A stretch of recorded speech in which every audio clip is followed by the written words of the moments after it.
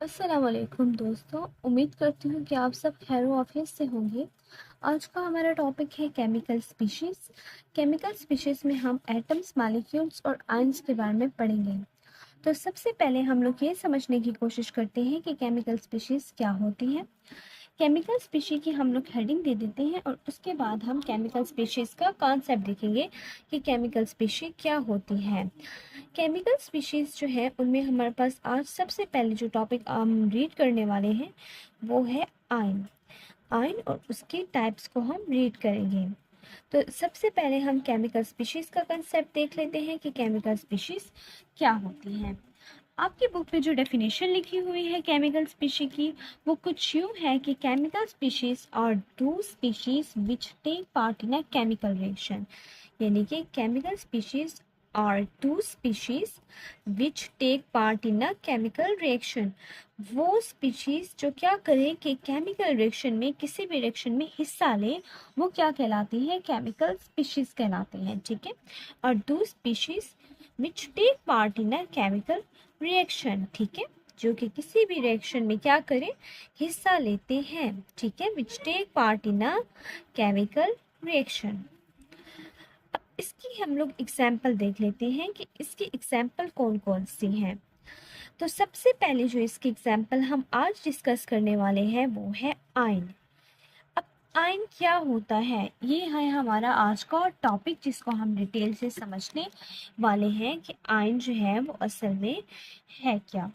सबसे पहले हम आयन का कंसेप्ट समझ लेते हैं। तो इसके लिए हम सबसे पहले इसकी डेफिनेशन लिख लेते हैं कि आयन होता क्या है। आयन की डेफिनेशन कुछ यूं है कि the particle that carries an electric charge positive और negative due to the loss और गेन ऑफ वन और more electrons is called ion. इसकी डेफिनेशन हमसे क्या कहती है कि वो पार्टिकल्स जो कैरी करते हैं, या सबसे पहले मैं डेफिनेशन लिख देती हूँ, उसके बाद हम इसको समझने की कोशिश करते हैं। तो सबसे पहले इसकी डेफिनेशन समझने की हम कोशिश करते हैं कि द पार्टिकल्स दैट कैरीज, कि वो पार्टिकल जो कैरीज करता है, ठीक है, जिसके पास होता है, क्या होता है? Electric charge. अब वो इलेक्ट्रिक चार्ज पॉजिटिव भी हो सकता है, नेगेटिव भी हो सकता है। अब वो इलेक्ट्रिक चार्ज पॉजिटिव क्यों होता है, नेगेटिव क्यों होता है? ड्यू टू द लॉस, यानी कि वो लॉस करता है, ठीक है, होता है अपना एक इलेक्ट्रॉन, ठीक है, ड्यू टू लॉस और गेन, या फिर वो गेन करता है अपना एक इलेक्ट्रॉन या उससे ज़्यादा इलेक्ट्रॉन।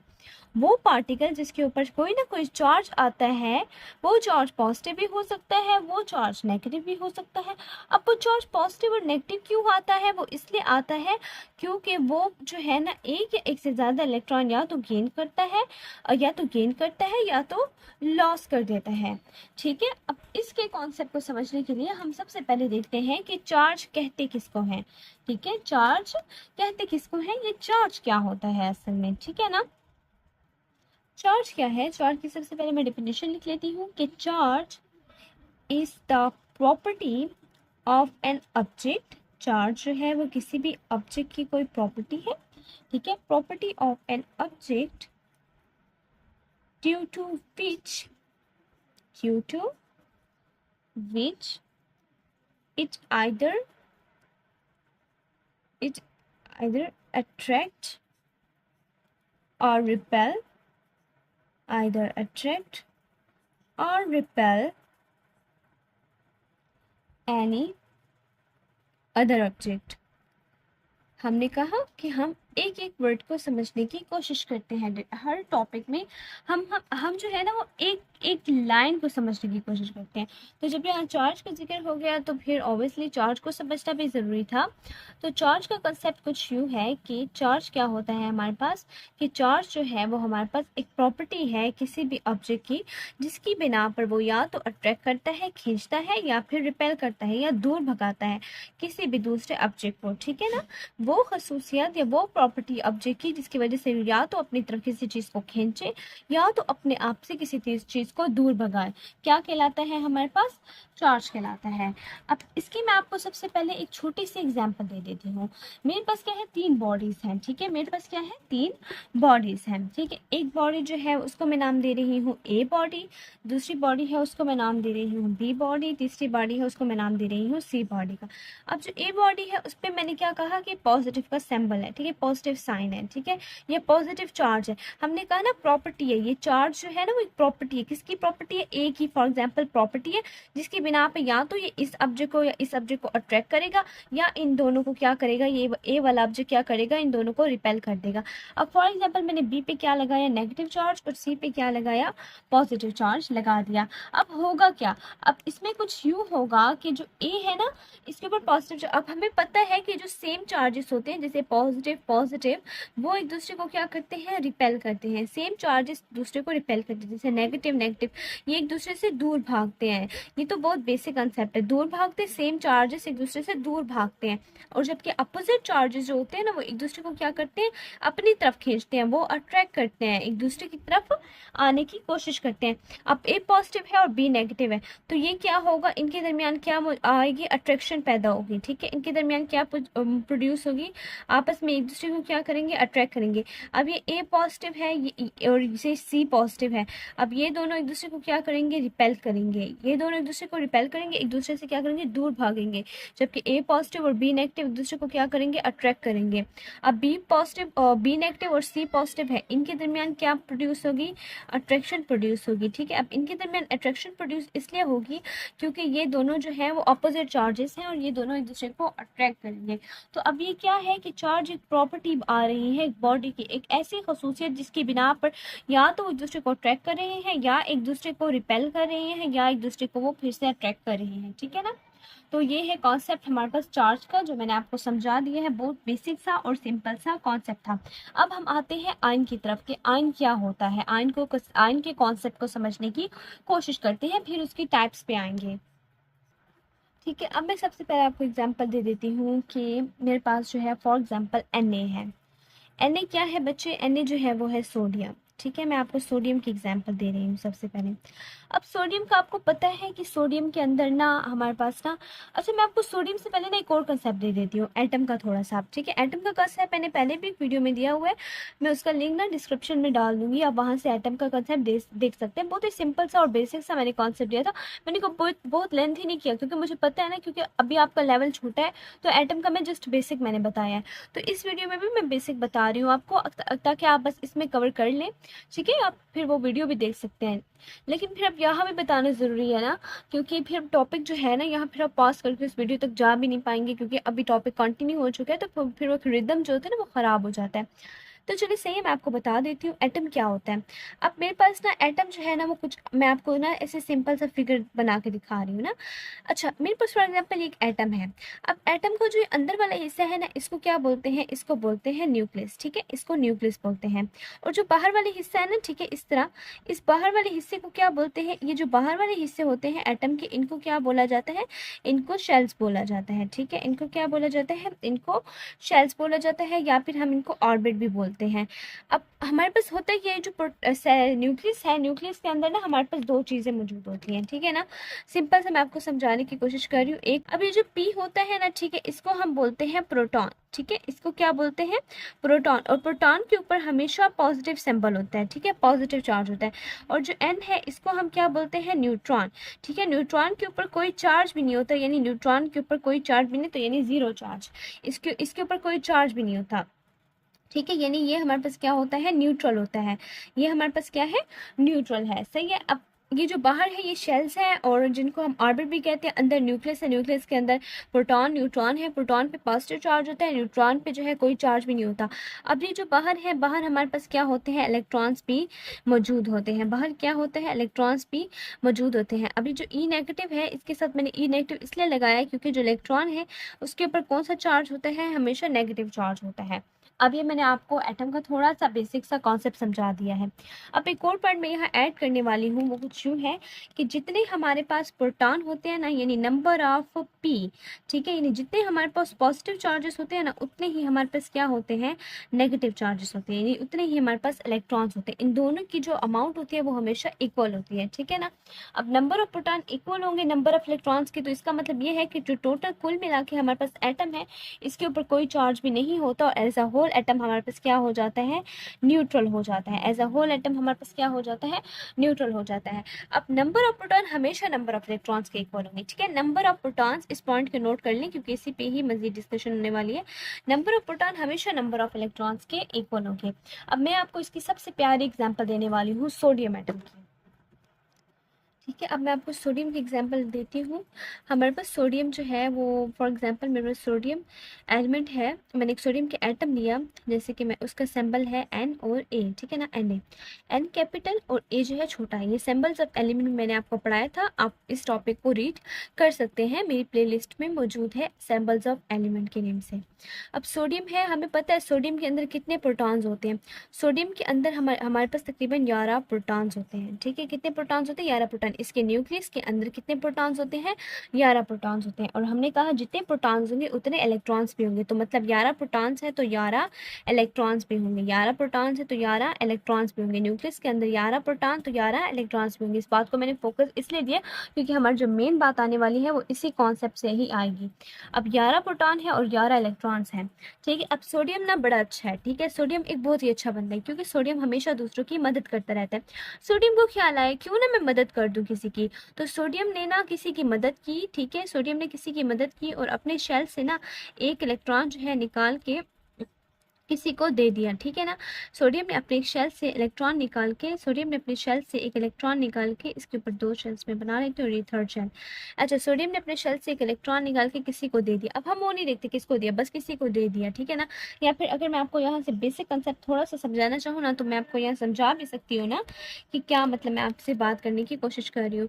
मेरे पास सोडियम है ना, उसकी जो आखिरी शेल है ना उसमें एक इलेक्ट्रॉन मौजूद होता है, ठीक है ना। उसके आखिरी शेल में एक इलेक्ट्रॉन मौजूद होता है।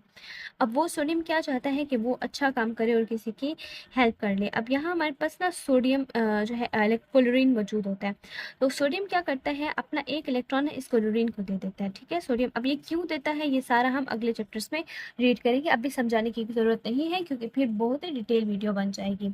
तो सोडियम जो है वो अपना एक इलेक्ट्रॉन जो है वो क्लोरीन को दे देता है, तो 2 3 4 5 6 7 और एक और इलेक्ट्रॉन इसके पास आ जाएगा, इसके पास 8 इलेक्ट्रॉन पूरे हो जाएंगे, सही है ना। अब 8 इलेक्ट्रॉन पूरे होने का क्या मतलब है, मतलब हर एटम चाहता है कि उसके आखिरी शेल में तकरीबन जो है, मतलब हर एटम जो चाहता है कि वो स्टेबिलिटी गेन करे, और स्टेबिलिटी गेन करने के लिए वो एटम को या इलेक्ट्रॉन को या तो लूज करता है और या तो गेन करता है।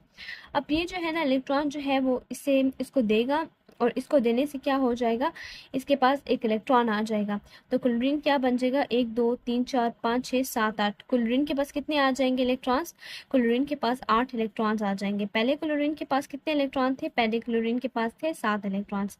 अब पहले सोडियम के पास कितने प्रोटॉन थे, 11 प्रोटॉन थे। अब सोडियम ने एक इलेक्ट्रॉन इसको दे दिया, तो सोडियम के पास कितने बच गए इलेक्ट्रॉन, सॉरी मैंने यहाँ प्रोटॉन लिख दिया है। सोडियम के पास कितने इलेक्ट्रॉन थे, 11 इलेक्ट्रॉन थे।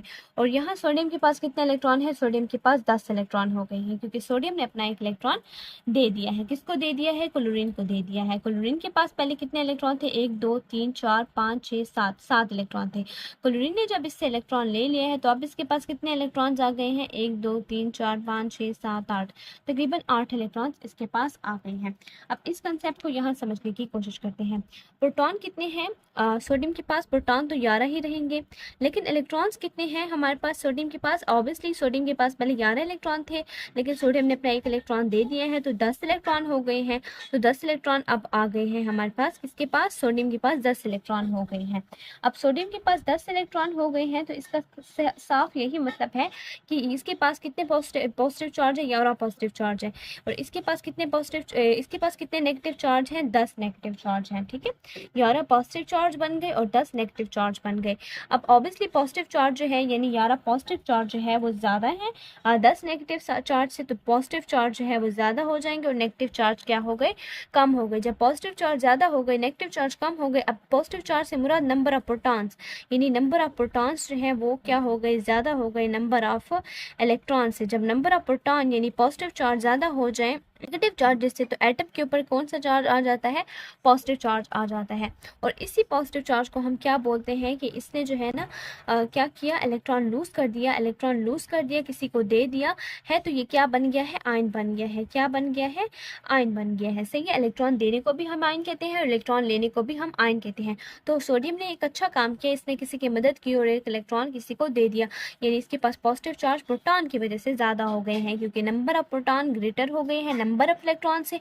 क्यों प्रोटॉन ग्रेटर हुए हैं, क्योंकि इलेक्ट्रॉन तो एक चला गया जबकि प्रोटॉन तो नहीं गया। प्रोटॉन अपने वैसे ही रहेंगे जबकि इलेक्ट्रॉन कम हो जाएंगे। तो ये बन गया आयन, क्योंकि इसने इलेक्ट्रॉन क्या कर दिया, हमारे पास इसने लॉस कर दिया इलेक्ट्रॉन। जब एक कोई इलेक्ट्रॉन लॉस करे तो वो क्या कहलाता है, हमारे पास आयन कहलाता है। अब आ जाते हैं गेन का कंसेप्ट कि गेन के कॉन्सेप्ट में क्या है। अब यहाँ ये जो है प्रोटॉन का ये जो लॉस का कंसेप्ट है ये यहाँ ख़त्म हो चुका है। अब हम देख लेते हैं क्लोरीन का कंसेप्ट कि क्लोरीन में क्या होता है। क्लोरीन ने एक इलेक्ट्रॉन लिया है। जब क्लोरीन ने एक इलेक्ट्रॉन लिया है तो हमने कहा कि क्लोरीन जो है ना उसके पास तकरीबन कितने हैं। अब हम क्लोरीन का कंसेप्ट देख रहे हैं।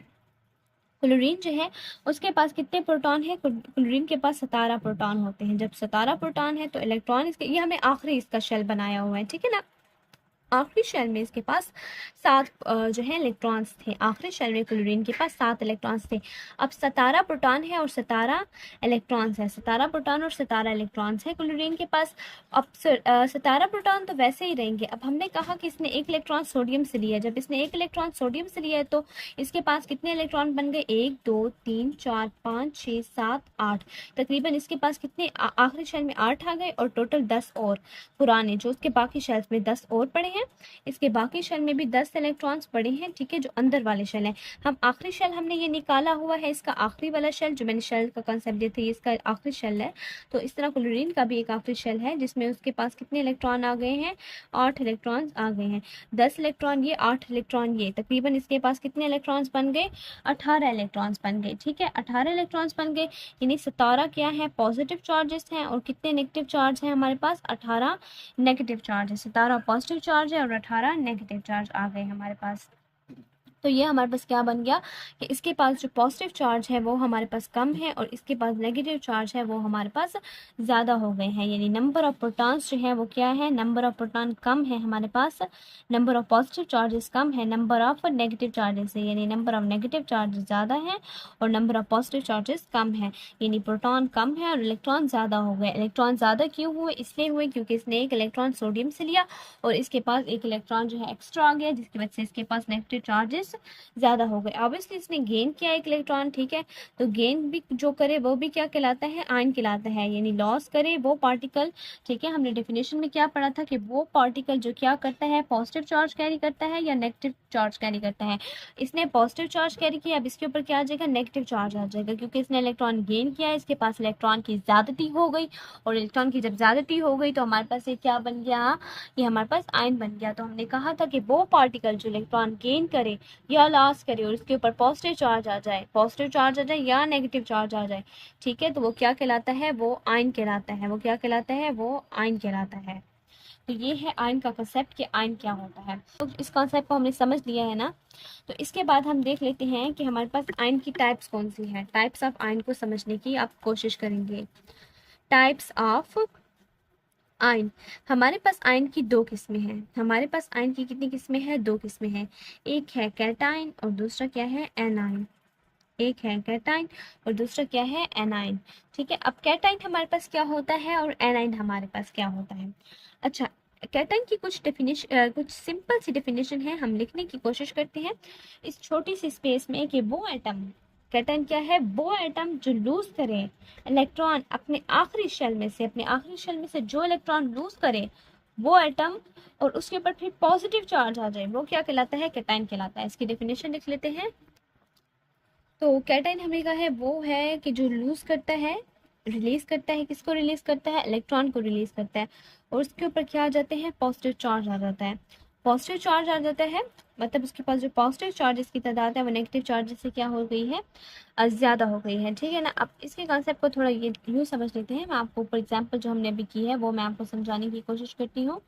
ठीक है, अभी हमने सोडियम की एग्जाम्पल ली थी कि वो एटम जो क्या करे, इलेक्ट्रॉन लूज करे, इलेक्ट्रॉन लूज करे, जैसे सोडियम ने इलेक्ट्रॉन लूज किया और फिर क्या उसके ऊपर पॉजिटिव चार्ज आ जाए, उसके ऊपर पॉजिटिव चार्ज आ जाए और वो इलेक्ट्रॉन क्या करे, लूज करे, उसके ऊपर पॉजिटिव चार्ज आ जाए और फिर क्या है, उसमें पॉजिटिव चार्जेस की तादाद नेगेटिव चार्जेस से ज़्यादा हो जाए, वो हमारे पास क्या कहलाता है, वो हमारे पास कैटाइन कहलाता है। ये मैंने आपको जो ऊपर एग्जाम्पल दी थी असल में वो सोडियम की ही थी जो कि एक कैटाइन था। ठीक है, इस तरह एनायन की भी हम डेफिनेशन लिख लेते हैं। इस तरह कैटाइन की स्टोरी मैं आपको पहले एग्जाम्पल्स बता देती हूँ। कैटाइन की हमारे पास बहुत से एग्जाम्पल्स हैं, उसको हम देख लेते हैं पहले। अब एग्जाम्पल्स में हम ना सबसे पहले सिंपल सी एक एग्जाम्पल लेते हैं हाइड्रोजन की। अब हाइड्रोजन है, ठीक है, उसने क्या किया, उसने इलेक्ट्रॉन जो है लूज कर लिया। जब उसने अपना एक इलेक्ट्रॉन लूज किया तो उसके ऊपर कौन सा चार्ज आ जाएगा, सोडियम ने एक इलेक्ट्रॉन लूज किया तो उसके ऊपर क्या चार्ज आ जाएगा, पॉजिटिव चार्ज आ जाएगा। इस तरह सोडियम है, सोडियम ने अपना एक इलेक्ट्रॉन लूज किया तो सोडियम के ऊपर एक पॉजिटिव चार्ज आ जाएगा और ये जो इलेक्ट्रॉन है ये लूज कर रहे हैं। इसी तरह मैग्नीशियम है, मैग्नीशियम से मैं सैंपल्स लिख रही हूँ। मैग्नीशियम है, मैग्नीशियम अपना इलेक्ट्रॉन जो है वो लूज करेगा, मैग्नीशियम 2 इलेक्ट्रॉन लूज करता है तो मैग्नीशियम के ऊपर कौन सा चार्ज आ जाएगा, मैग्नीशियम जो है उसके ऊपर पॉजिटिव चार्ज आ जाएगा, 2 पॉजिटिव और 2 इलेक्ट्रॉन इसने क्या कर दिए, किसी को दे दिए, इसने उसकी मदद की, इसने क्या की, किसी की मदद की है। ठीक है, अब इसी तरह हम लोग जो है उसका कॉन्सेप्ट देख लेते हैं। NH4 पॉजिटिव भी है हमारे पास, वो भी क्या है हमारे पास, कैटाइन है। अब हम एनायन का कॉन्सेप्ट देख लेते हैं। अब इसकी मैंने डेफिनेशन लिख ली है। एटम जो गेन करे इलेक्ट्रॉन और उसके ऊपर नेगेटिव चार्ज आ जाए, यानी उसमें इलेक्ट्रॉन्स की तादाद ज़्यादा हो जाए प्रोटॉन से। इसकी भी बेस्ट एग्जाम्पल हमने ली है और वो मैं ऊपर आपको दिखा देती हूँ। जिस तरह मेरे पास क्लोरीन था, वो एटम जो गेन करे इलेक्ट्रॉन, वो एटम जो गेन करे इलेक्ट्रॉन्स। अब क्लोरीन ने एक इलेक्ट्रॉन गेन किया, देखिए क्लोरीन जो है वो इलेक्ट्रॉन जो है वो गेन कर रहा है, क्लोरीन जो है इलेक्ट्रॉन गेन कर रहा है और नेगेटिव चार्ज इसके ऊपर आ रहा है, ऑब्वियसली इसके ऊपर नेगेटिव चार्ज आ रहा है और इसमें नेगेटिव चार्जेस की तादाद पॉजिटिव चार्जेस से ज़्यादा हो रही है। क्यों ज़्यादा हो रही है, क्योंकि 18 इलेक्ट्रॉन्स बन गए और पॉजिटिव चार्जेस जो है वो 17 ही हैं। अब इसके एग्जाम्पल हम ले लेते हैं। इसकी जो सुपर एग्जाम्पल हम ले सकते हैं वो है फ्लोरीन की। फ्लोरीन की एग्जाम्पल हम ले लेते हैं कि फ्लोरीन है, उसने एक इलेक्ट्रॉन लिया, किसी से भी वो ले सकता है, तो उसके ऊपर क्या आ जाएगा, 1 नेगेटिव आ जाएगा, एक माइनस सिंबल आ जाएगा उसके ऊपर क्योंकि उसने एक इलेक्ट्रॉन लिया है। इस तरह क्लोरीन है, क्लोरीन है उसने भी एक इलेक्ट्रॉन लिया है, उसके ऊपर भी क्लोरीन 1 नेगेटिव सिंबल आ जाएगा। इसी तरह ऑक्सीजन है, उसने 2 इलेक्ट्रॉन्स लिए हैं किसी से और इसके ऊपर क्या आ जाएगा, O2 नेगेटिव, यानी 2 इलेक्ट्रॉन्स लिए एक और इसने भी 1 इलेक्ट्रॉन्स लिए। अब ऑक्सीजन 2 क्यों ले रहा है, ऑब्वियसली अपने आप को स्टेबल करने के लिए इसको 2 इलेक्ट्रॉन्स की ही जरूरत होती है, जबकि इसको स्टेबल करने के लिए 1 इलेक्ट्रॉन की जरूरत और फ्लोरीन को भी अपने आप को स्टेबल करने के लिए 1 इलेक्ट्रॉन की ही जरूरत। अभी जो ऑक्टेट और डुप्लेट का कॉन्सेप्ट है वो मैं आपको भी नहीं समझाने वाली, उसका हम लोग इंशाल्लाह जिक्र करेंगे। आई थिंक 4th चैप्टर में शायद आ रहा है, मैं श्योर नहीं हूँ। इंशाल्लाह हम लोग आगे इसका जिक्र ज़रूर करेंगे कि ये 2 इलेक्ट्रॉन क्यों एक्सेप्ट करता है, ये 1 क्यों करता है, ये 1 क्यों करता है एक्सेप्ट। ठीक है ना। अब मैं आपको ना एक छोटे से ना मैं क्वेश्चन आपसे पूछ लेती हूँ, ठीक है, और इसका इंशाल्लाह मैं आंसर भी आपको खुद ही देती हूँ कि जो कैटाइन है उसको कैटाइन क्यों बोलते हैं और जो एनाइन है उसको एनाइन क्यों बोलते हैं। कैटाइन का नेम हमने कैटाइन क्यों रखा है, मतलब एक क्वेश्चन है हमारे पास कि कैटाइन का नेम हमने कैटाइन ही क्यों रखा है और एनाइन का नेम हमने एनाइन ही क्यों रखा है। इसका आंसर कुछ यूँ है कि कैटाइन का नेम हमने कैटाइन क्यों रखा है और एनाइन का नेम हमने एनाइन क्यों रखा है। इसके लिए हम छोटा सा एक्सपेरिमेंट परफॉर्म कर लेते हैं, फिर आप इंशाल्लाह आपको क्लियर हो जाएगा। सबसे पहले हम लोग ले लेते हैं इलेक्ट्रोकेमिकल सेल।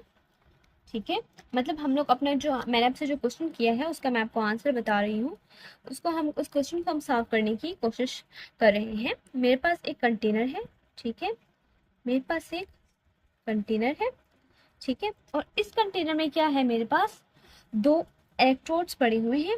ठीक है, मेरे पास 2 इलेक्ट्रोड्स पड़े हुए हैं।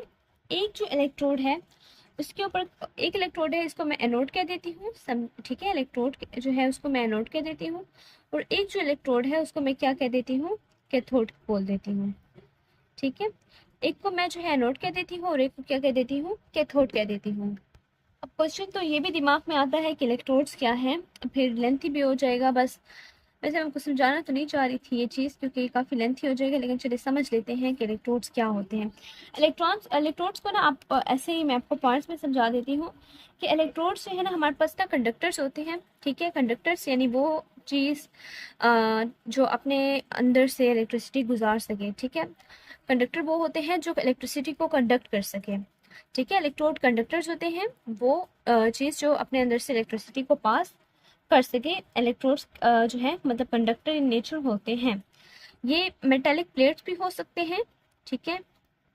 मेटेलिक प्लेट्स भी हो सकते हैं, मेटेलिक प्लेट्स भी हो सकते हैं, ये वायर्स भी हो सकते हैं, और ये रॉड्स भी हो सकते हैं, ठीक है। ये रॉड्स भी हो सकते हैं, ठीक है। और अब ये वो होते हैं इलेक्ट्रोड्स जो कंडक्टर होते हैं, मेटेलिक प्लेट्स की सूरत में भी हो सकते हैं, वायर्स की सूरत में भी हो सकते हैं, रॉड्स की सूरत में भी ये हो सकते हैं। अब जिनसे क्या होता है, इलेक्ट्रॉन सोल्यूशन के अंदर इंटर होते हैं इलेक्ट्रोलिटिक सोल्यूशन के अंदर, या तो उस इलेक्ट्रोलिटिक सोल्यूशन को छोड़ देते हैं, या तो उस इलेक्ट्रोलिटिक सोल्यूशन को क्या कर देते हैं, लीव कर देते हैं। अब इलेक्ट्रोलिटिक सोल्यूशन क्या होता है, हमारे पास एक सोल्यूशन मौजूद होता है, ठीक है। अब इस कंटेनर के अंदर ये जो इलेक्ट्रोकेमिकल सेल मैंने आपके सामने बनाया हुआ है, ठीक है, ये हमारे पास एक इलेक्ट्रोकेमिकल सेल है। मैं इसको पर्पल से ही शो करती हूँ। ये मेरे पास एक, इसको हम बोलते हैं इलेक्ट्रोकेमिकल सेल, ठीक है। इसको हम क्या बोलते हैं, इलेक्ट्रोकेमिकल सेल। अब इलेक्ट्रोकेमिकल सेल में दो इलेक्ट्रोड है, एक एनोड एक कैथोड। अब इलेक्ट्रोड क्या है, वो कंडक्टर्स होते हैं। इलेक्ट्रोड्स क्या होते हैं, जो कंडक्टर्स होते हैं, जो मेटेलिक प्लेट्स भी हो सकती हैं, वायर्स भी हो सकती हैं, रॉड्स भी हो सकते हैं। इनसे क्या होते हैं, इलेक्ट्रॉन्स या तो इंटर होते हैं सोल्यूशन में, या तो लीव कर देते हैं सोल्यूशन को। अब सोल्यूशन क्या है, ये जो अंदर पड़ा है। अब ये जो सोल्यूशन है इसको हम क्या बोलते हैं, इलेक्ट्रोलिटिक सोल्यूशन। मैंने कहा ना इलेक्ट्रोलाइट को मैं समझाती हूँ ये क्या होता है, तो इसको हम क्या बोलते हैं, इलेक्ट्रोलिटिक सोल्यूशन बोलते हैं, टिक सोल्यूशन। इसको हम क्या बोलते हैं, इलेक्ट्रोलिटिक सोल्यूशन बोलते हैं, ठीक है। अब इसके कॉन्सेप्ट को समझने की कोशिश करते हैं हम कि इलेक्ट्रोलिटिक सोल्यूशन क्या होता है। अभी जो इलेक्ट्रोलिटिक सोल्यूशन होता है ये एक्वस भी हो सकता है और मोल्टन फॉर्म में भी हो सकता है। मोल्टन से मुराद ये है जैसे खीर या कस्टर्ड की फॉर्म में भी ये हो सकता है, मोल्टन से ये मुराद है। अब ये सोल्यूशन होते हैं सोल्यूशन। अब इस सोल्यूशन में या तो इलेक्ट्रॉन इंटर हो जाए, या तो इलेक्ट्रॉन इस सोल्यूशन को लीव करके, सोल्यूशन को छोड़ के इलेक्ट्रोड के पास ले जाए, ठीक है। तो ये है इलेक्ट्रोड की डेफिनेशन कि जिनसे इलेक्ट्रॉन क्या करते हैं, इंटर हो रहे हैं, या जिन पे इलेक्ट्रॉन्स आ रहे हैं, ठीक है ना। मेटालिक प्लेट्स और वायर्स और रॉड, ठीक है, मतलब वो मेटालिक प्लेट्स, वायर्स या rods through which electrons inter और लीव द इलेक्ट्रोलाइट, जिनके जरिए या तो इलेक्ट्रॉन इंटर हो रहे हैं सोल्यूशन में, या तो सोल्यूशन को छोड़ के इन इलेक्ट्रोड्स के पास जा रहे हैं। अब सबसे पहले मैं एग्जांपल दे देती हूँ आपको NaCl और वाटर की। फॉर एग्जांपल इस सोल्यूशन के अंदर क्या पड़ा है, NaCl पड़ा है और वाटर पड़ा है। अब होगा क्या, हम साथ में एक बैटरी लगा देंगे। हम क्या करेंगे, साथ में एक बैटरी लगा देते हैं, ठीक है। इधर साथ में हमें क्या लगा देते हैं, बैटरी लगा देते हैं, ठीक है। अब ये है, ये बैटरी का पॉजिटिव टर्मिनल है और ये बैटरी का नेगेटिव टर्मिनल है। अब पॉजिटिव टर्मिनल एनोड के साथ है कनेक्टेड और नेगेटिव टर्मिनल जो है वो कैथोड के साथ है कनेक्टेड। अब ये पॉजिटिव इससे कनेक्टेड है एनोड, तो इसलिए इसके ऊपर पॉजिटिव चार्ज आ जाएगा, और ये जो एनो कैथोड है ये नेगेटिव से कनेक्टेड है, तो इसके ऊपर नेगेटिव चार्ज आ जाएगा, ठीक है। अब होगा क्या, इसके ऊपर पॉजिटिव चार्ज आ गया और इसके ऊपर क्या आ गया, नेगेटिव चार्ज आ गया। अब ये जो जैसे ये हमारे पास बैटरी से जो कनेक्टेड है सोल्यूशन, ये जो है हमारे पास जैसे ही करंट पास होगा, ठीक है, बाईपासिंग करंट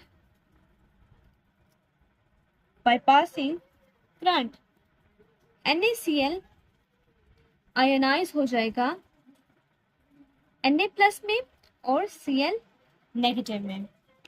जैसे ही करंट पास होगा, जैसे ही इससे करंट पास होगा, सोल्यूशन से करंट पास होगा, तो हमारे पास क्या बन जाएंगे, आयंस बन जाएंगे। क्या बन जाएंगे, आयंस बन जाएंगे। अब कौन से आयंस बन जाएंगे, इधर मैं डायग्राम को थोड़ा सिंपल करके बना लेती हूँ, ठीक है, मेरे पास 2 इलेक्ट्रोड्स लगे हुए हैं बैटरी के साथ, एक पॉजिटिव है और एक नेगेटिव है। ये मेरे पास है एनोड जिसके ऊपर पॉजिटिव चार्ज था, ये मेरे पास है कैथोड जिसके ऊपर नेगेटिव चार्ज था, इसके ऊपर पॉजिटिव चार्ज था, इसके ऊपर नेगेटिव चार्ज था। अब सोल्यूशन में क्या हुआ, सोल्यूशन में मेरे पास यूँ हुआ कि जो Na था ना, Na ये मेरे पास सोल्यूशन है।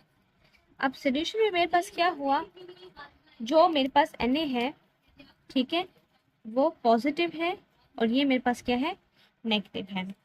अब ये जो Cl नेगेटिव है ना, ये पॉजिटिव की तरफ अट्रैक्ट होगा, ये इधर चला जाएगा, और जो Na है ना, ये कैथोड की तरफ जाएगा, यानी नेगेटिव की तरफ। ऑब्वियसली अपोजिट की तरफ जाएंगे ना, ये नेगेटिव है तो ये पॉजिटिव एनोड की तरफ जाएगा।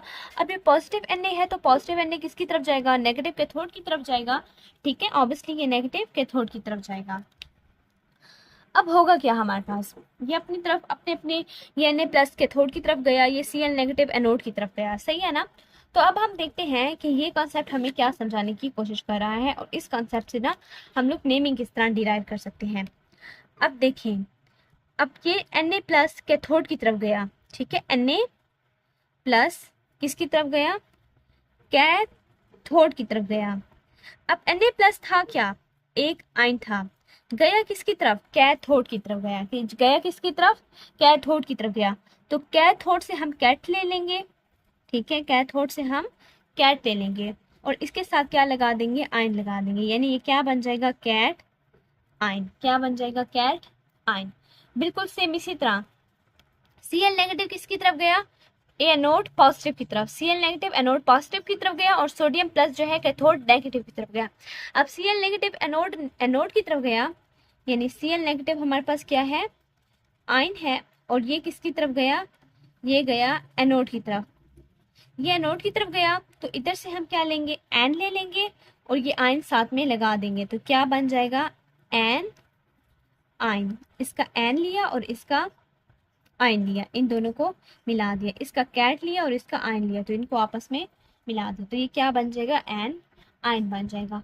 तो इसी की बेस पे हमने क्या की है, इनको नेमिंग दी है, कैट आयन की और एन आयन की नेमिंग दी है हमने। और इस सेल को क्या बोलते हैं, इलेक्ट्रोकेमिकल सेल बोलते हैं हम, ठीक है। इस तरह हम सोडियम को भी बना सकते हैं, ठीक है, हम इस तरह कॉस्टिक सोडा को भी बना सकते हैं, यानी मैंने कहा है कि हम सोडियम मेटल को भी बना सकते हैं, हम कॉस्टिक सोडा भी बना सकते हैं, हम बहुत सारी चीज़ें जो हैं इन सेल्स के थ्रू बना सकते हैं। तो यहाँ तक था हमारा आज का लेक्चर। आई होप आपको मेरा लेक्चर बहुत पसंद आया होगा और हर टॉपिक की बहुत अच्छे से आई नो आपको इंशाल्लाह समझ भी आती होगी, क्योंकि मैं काफ़ी कोशिश करती हूँ कि मैं आपका कॉन्सेप्ट बहुत अच्छे तरीके से क्लियर करवाऊँ। अगर आपको मेरा लेक्चर पसंद आया है तो प्लीज़ मेरी वीडियो को लाइक करें, शेयर करें और मेरे चैनल को सब्सक्राइब करें और बेल आइकन को ज़रूर प्रेस करें। अल्लाह हाफिज़।